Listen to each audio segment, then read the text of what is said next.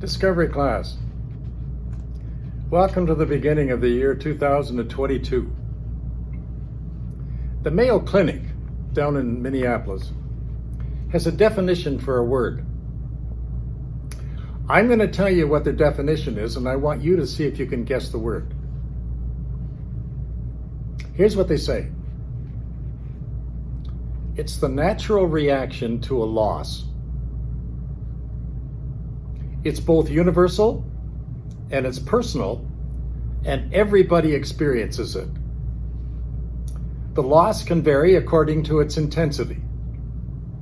The loss could be the death of a loved one.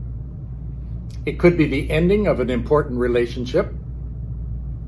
It could be a job loss. Someone stole something from you. Maybe you lost your independence through disability. Okay, having heard those definitions, can you tell me what the word is?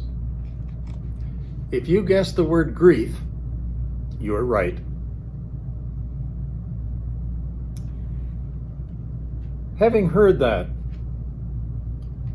there isn't anyone that's going to be listening to me in this class that hasn't suffered from that. That's what I'm going to talk about today. Grief. In our lifetime, we form bonds of affection, and when those bonds are broken, grief sets in. And it has many faces. It could be physical.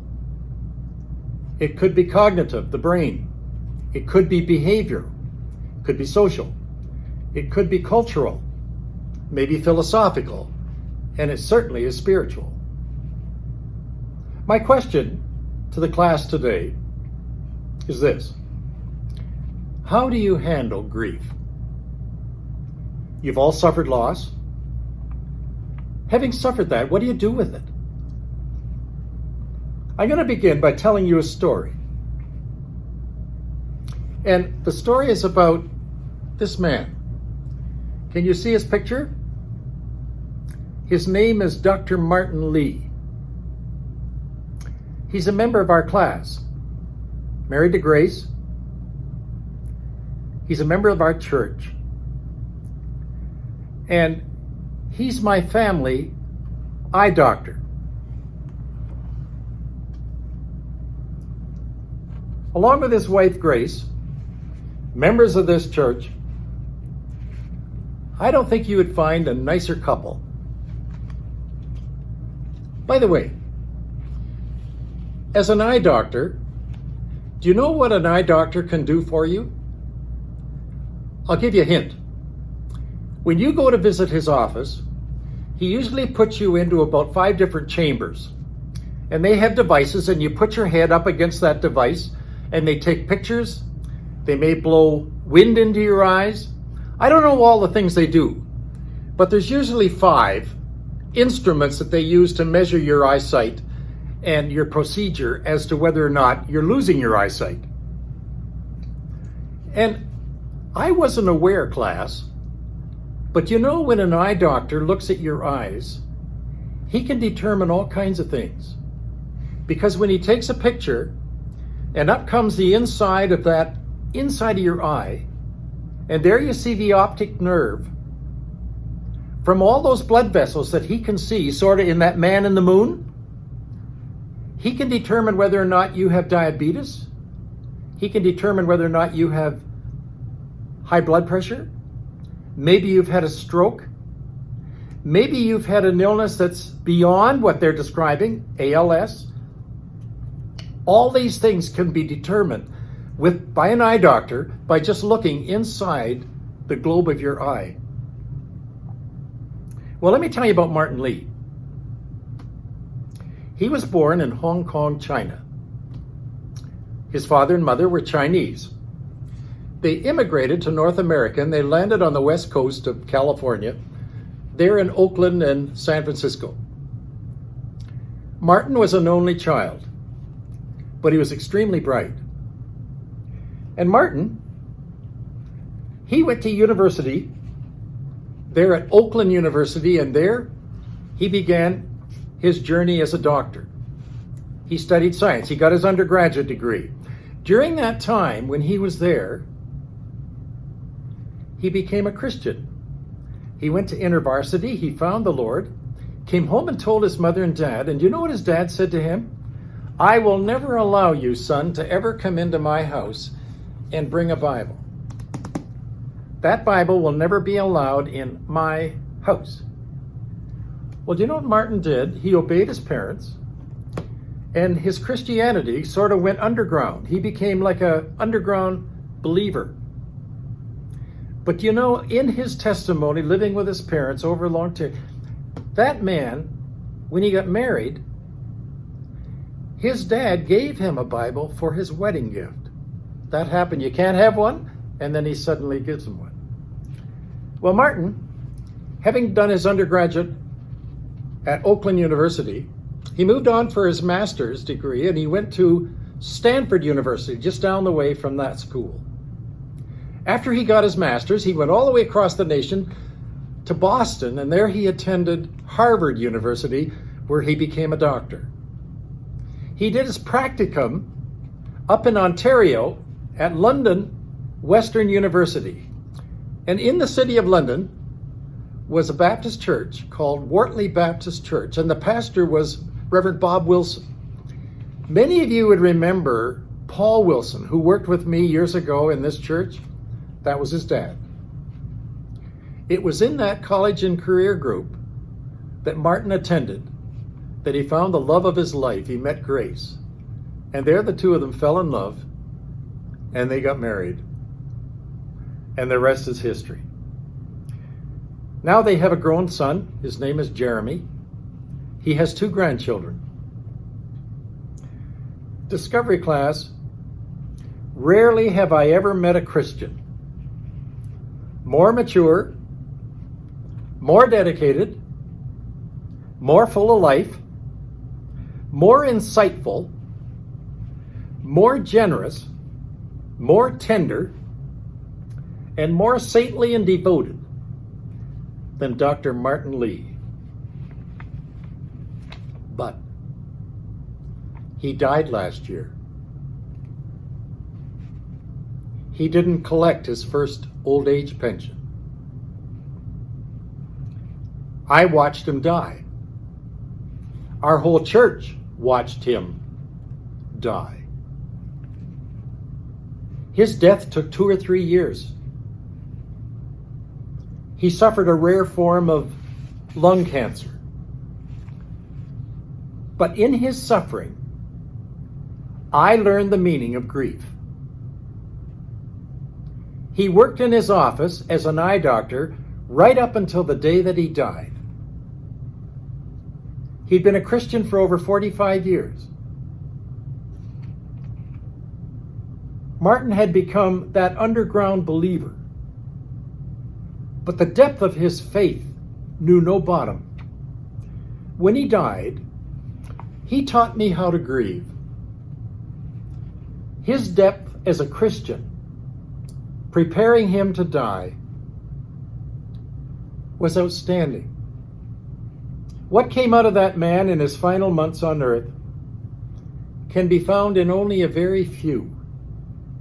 He was very articulate. He was a wonderful writer. Every month he would send a letter by email to his inner circle of friends, and I was part of that inner circle. And he would send these letters out, and one by one, often twice a month, he would tell his condition, physically, how his body was falling apart. And he was preparing himself in his mind to die. But in his writings, he not only taught us how he was going to die and grieve, he said a maturity that I haven't seen in very few in my lifetime. In each of his emails, he would lay bare his heart, and it was laden with grief. He wanted so much to still live. And when I watched a man falling apart, I really felt helpless, class. But he was so strong. I'll never forget the Sunday that we dedicated his little grandson. The parents of the child brought the baby to the front of the church, and the grandparents joined them, Martin and Grace. They stood there during the celebration. When everyone went back to their seat, I couldn't take my eyes off Martin. His tears were streaming down his face, because he knew that he would never see that little grandson that he had held in his arms ever grow up. He'd never see him play in his backyard. He'd never share a birthday with that little boy. He'd never share a Christmas. He'd never see him graduate, get a job, get married, he become a great-great-granddad. He'd never see any of that. But Martin, in watching him, taught me the meaning of Revelation 14:13. Blessed are the dead who die in the Lord, who rest from their labors, and their works do follow them. I have in my hand one of his emails.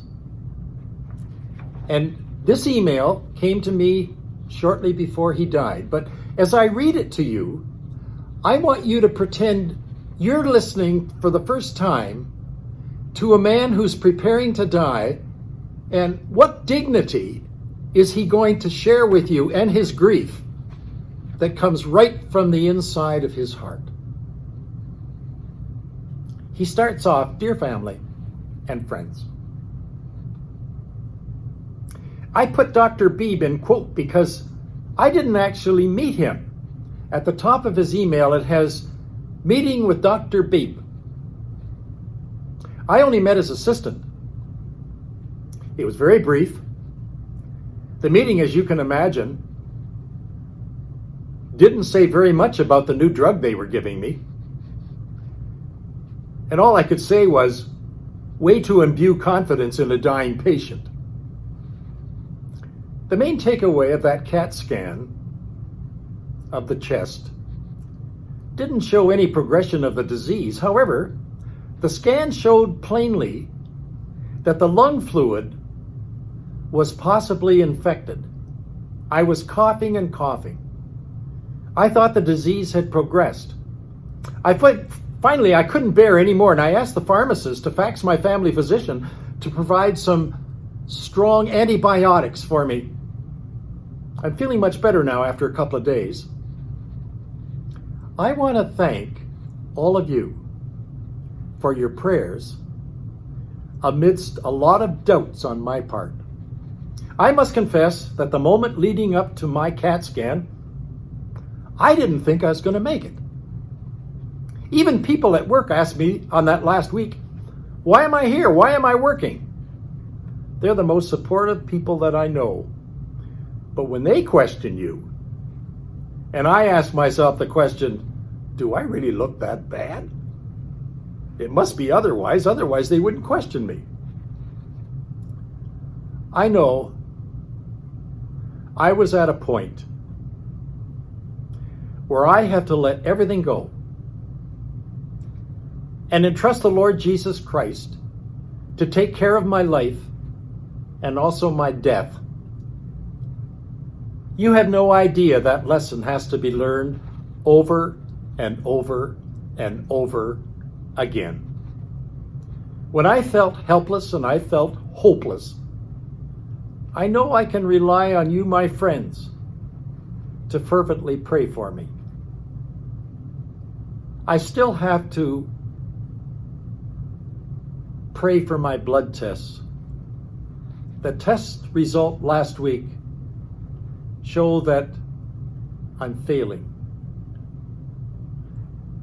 And the infection is getting higher. The assisting MD, he's beginning to flag certain things that are a bit too high. I want to thank all of you again for your faithfulness. There's so much to be thankful for. We thank the Lord for giving me a few more months. A new grandson, Joshua. You made the difference in my life, friends. and all those people around me. Humbly yours, Martin. And in bold print, he wrote, "You have made a difference." I have a question for you, class. Do you make any difference in someone else's life? Have you ever asked yourself that? Here's Martin Lee. He's only got a few more weeks on earth, and he's saying, you made a difference. Thank you. There's a great verse out of Revelation, chapter 14, verse 13. Blessed are the dead who die in the Lord, who rest from their labors, and their works do follow them. No one gave me the meaning of that verse better than Dr. Martin Lee. He was blessed. He was dying. He's now resting from his labors, and all his works that he has done is now following him. Now, have any of you lost a loved one over the last couple of years? I think we all have. Holidays are never the same after someone who we love has died.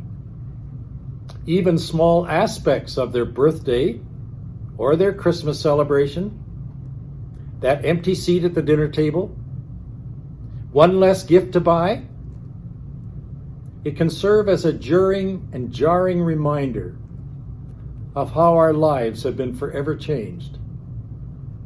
Although these realizations are hard to face, class, I don't want you to avoid them. I don't want you to turn this class number off now because you heard it was grief. I don't want to hear that. That's boring. Listen, grief is a feeling. Don't hide your feeling. Grief is a universal experience. We're all going to face it. So when we connect with someone else, like I connected with Martin, it's so much better for him, and it's also better for me. Studies have shown that something happens in our brain when we experience grief. Grieving is really a form of learning. Frances O'Connor, she's a professor at the University of Arizona, she says that grieving teaches us how to be. How to be. And in the world, without someone whom we love, really isn't much of a world. In the background, when we are grieving, the brain is running all the time. And you know, grieving is really healthy for you, class. When you grieve, you are growing as a person. Now, we're grieving, sure, but we're thinking of new habits. And how do they affect me right now? After in my grieving, I'm adjusting to the fact that we will never again spend time with that loved one. Martin will never be back. He used to sit in the soft seats out here in our vestibule before we